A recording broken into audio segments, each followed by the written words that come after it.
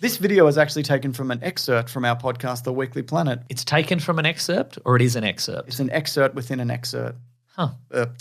Yeah, anyway, leave a like. It'd be great. But if you want to check out the podcast, it's on Spotify. It's on Apple, whatever they do. It's got its own YouTube channel. My goodness. It comes out every Monday if you are interested, or early at bigsandwich.co, along with other things. I love that. I know you do. Yeah. I'm doing this for you. This is all for you. Thanks, man. Did you leave a like? You remembered my birthday. I didn't. This is a coincidence. Is it your birthday? No. Okay, good. Now on this next bit of news, Oh. an expanded look at Shazam in relation to Black Adam and all of those things. So I just want to be clear, before all of this happened, the DC film slate and universe was already spiraling. Mm-hmm. This is before Black Adam and Yeah. Shazam. Not good. So they had some success with what are now called Elseworld stories with the Joker and the Batman. They did quite well. But between like the Snyderverse collapsing and then bringing it back and then collapsing it in on itself again, and then most of their mainline movies either underperformed critically or commercially or both. Or they're currently underperforming. Oh, they're currently For example, underperforming. the movie Shazam, Fury of the Gods, which I believe has had some sort of second week 80% drop off. But The Rock has been recently villainized, and his involvement has been added to this kind of list of poor decisions that have been made over the last, let's say, 9 years, maybe? Okay, well, all right. Yeah. Anyway, this is via The Wrap. Apparently, Dwayne "The Rock" Johnson, who's behind the scenes maneuvering to boost another DC property, Black Adam, in which he starred, may well end up tanking Black Adam and Shazam. So Shazam has also kind of had a bad run with cameos because remember Headless Superman in the first Shazam? I do. That was supposed to be Henry Cavill. That was shot with a stand-in. Spoiler alert for Shazam 2. Which nearly happened with Gal Gadot as well. Like, they weren't sure whether it was going to happen initially because they shot it with a body double and all of that, but luckily it did come together. But apparently the higher-ups then at DC were like, no, you can't use Henry Cavill. Like, he's not Superman currently I see, right. anymore. Yeah, right. He's pretty much out. Yeah. But that's, of course, until he came back in very briefly. But you can use our other character, Headless Superman. He's spraying Kryptonian blood just absolutely everywhere. Yeah, yeah. Bring a mop. But he's very popular. That's right. He's our most popular character. So then, what was supposed to happen with Shazam 2, that there was going to be a justice... It's supposed to be successful. Well, that was part of it. That was definitely part of it. Make tons of money. Yeah, Make like all the money. in its theatrical run. Yeah, It would have made much more money than it is. Wow, this has made more money than Avatar 2. This is what we wanted, they said. This is great. But the Justice Society, a couple of members were supposed to cameo. Remember the post-credit scene where we get some characters from Peacemaker? It was going to be Hawkman and one of the others. Who's not Dr. Fate. Okay, sure. Cyclone, maybe? Maybe Cyclone. But, yeah, I'm pretty sure those were the two.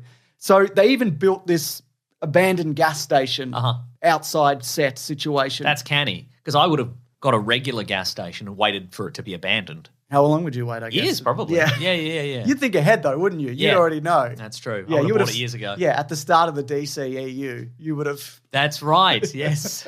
That's thinking ahead. So 3 days before filming, that all fell apart. Oh, no. Mysteriously. It's not mysterious. We'll talk about it more. Oh, I thought it was mysterious. No, it wasn't. So Peter Saffran, who's the producer on this and, of course, is heading up the DCU now with James Gunn, he wrangled Jennifer Holland and Steve Agee at the last minute. Get in there. Whatcha. Whatcha. You're being wrangled. And you might be fired. I don't know yet. I don't know what's happening just yet. So we talked about this last week in our review, but there's been complaints of like, well, James Gunn is just putting his wife in everything. This is before that. This was filmed like a year ago. That's right. She did it behind his back. A massive betrayal. Yeah. They needed some people to stand in that abandoned service station or whatever. Right. This is what they got. I didn't mind it. I thought it was fun and I liked those characters. But again, it is a bit of a disconnect because they're like, we need to recruit you for the Justice Society as opposed to Task Force X or Suicide Squad or what have you. We need to recruit you for whatever another movie is. Yeah, that's whatever right. that ends up being. We need you to be in it or around it. Yeah. So what apparently happened was that The Rock denied access to these characters because he was a producer and a large creative force, both figuratively and literally on Black Adam. Yes. And David F. Sandberg had to make the last-minute decision to change it to those two characters. Apparently, the idea was, and we've heard about this before, that Dwayne "The Rock" Johnson, he attempted to restructure the entire DCEU, unofficial name, it never had a name. That's right. Which would center, and we've talked about this again, specifically around himself as Black Adam and Henry Cavill as Superman. That's right. Two dynamic characters who famously are always doing things together, aren't they, Mason? That's right. Action Comics #1, Superman versus Black Adam. We've been waiting 100 years for it. And as we talked about at the time, it's not a good pairing. Yep. Who cares if this guy fights this other guy? Batman versus Superman, that's an interesting idea. Just anybody, Superman versus anybody is more interesting than this, I feel. Superman and Shazam is more interesting than Superman and Black Adam, yes. I feel. But of course, anything can be interesting. But evidently somebody told The Rock at some point, since Black Adam is magic and Superman is vulnerable to magic, he'll probably beat Superman. And he went, good. I'm going to base my entire life around this for several years. Do you remember you also read an article at the time? I can't remember. No, you did, when we talked about Black Adam and how The Rock had a series of social media posts over the decade naming different DC characters and how they could beat Superman, like implying that he was going to be, I think one of them was a Green Lantern, and there were some other ones kind of scattered through in there, and he eventually settled again on Black Adam because he was cast in like 1993 or whatever. Yeah. Anyways, apparently also Zachary Levi was apparently not allowed at the behest of The Rock to cameo in the post-credit scene in Black Adam. Wow. So it was Superman when it would make more sense, I guess, to not be Superman. Yeah. I mean, I think probably going forward, the number one thing that the heads of DC are going to do is not let a star become a producer on the level that they can just say, you can't use your own characters in another movie. Yeah. That's staggering. Absolutely it is. Especially since Black Adam did really badly. Yes. But he still retains this power. I think that's really interesting. It seems that way. You know what the clause should be? It should be, you get to retain control of these characters if your movie does well. Yeah. And if it does poorly, we kick you in a pit. But I think also all of this was filmed and settled upon before like Black Adam even came out. Yeah. So they didn't know. Shazam was supposed to come out in December, Shazam 2. So it was already a lock like months before then. Now, all of these rumors, right, that I've kind of put together here. And to be clear, they are rumors. Most of them have been confirmed. Oh, no. I was going to say we don't want The Rock finding us and beating us up. No. By Zachary Levi himself. Oh, yeah, that's right. Who's posted on Instagram, "The truth shall set you free," under most of that information, with an upside-down smiley face and this two-hand emoji. And it sounds very profound unless you hear it in his Shazam voice. The truth shall set you free. It's going to set you free. I'm a boy. Can you believe it? He was also asked if he'd seen Black Adam in another interview, and he's like, well, I haven't had time to see Black Adam as of yet. I'm too busy posting on social media, front-facing camera footage. But Zachary Levi's also talked about how, he's obviously worked with Peter Saffran, and he reckons he's got a lot of great business sense, and he's a big fan of James Gunn as a visionary creative, and he can't wait to see what they have in store because I'm excited for that.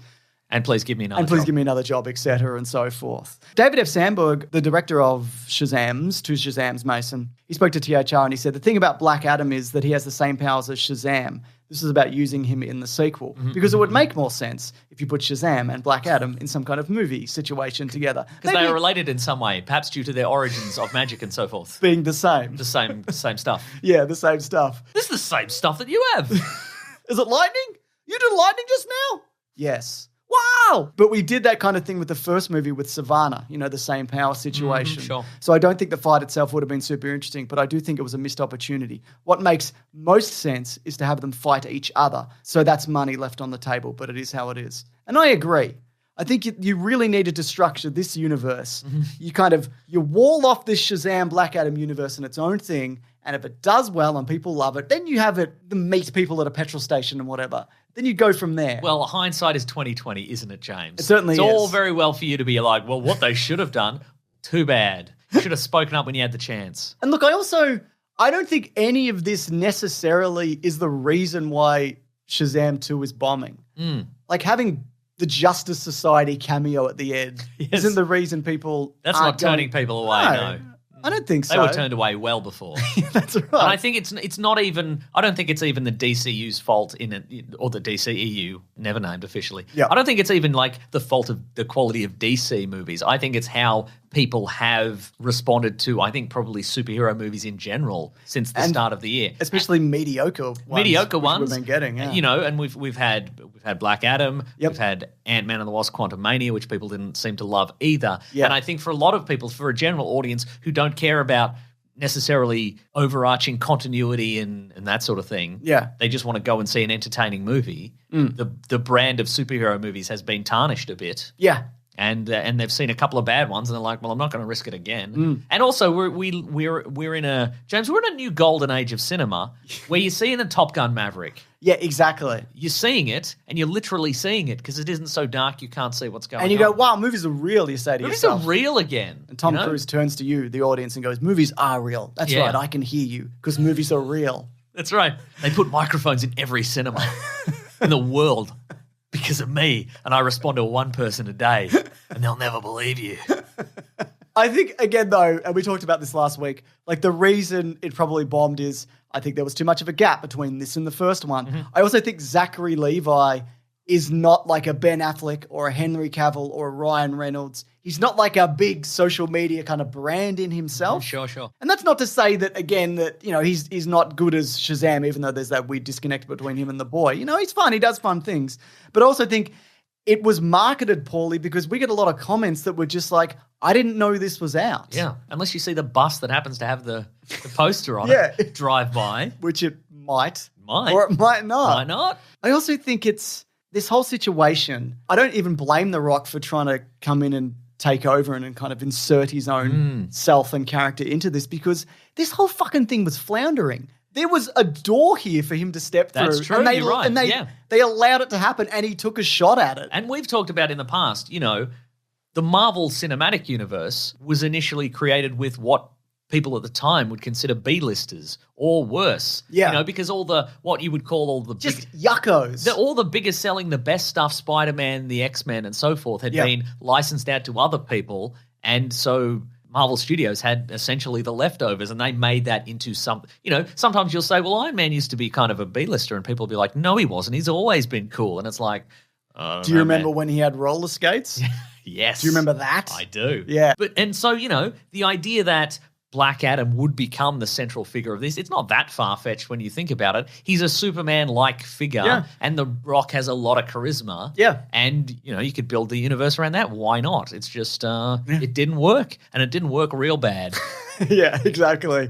Anyway, Shazam 2 is streaming apparently on April 18th. So, you know, that's always a good sign as well when they're like, okay, we'll just give it a month. Yeah. Put it on streaming. Maybe people will be more inclined to watch this if they don't have to leave their homes and they can be on their phones. Yeah, maybe. They can watch Zachary Levi's Instagram stories while they watch the movie. Maybe that's the spice it needs. It might just be.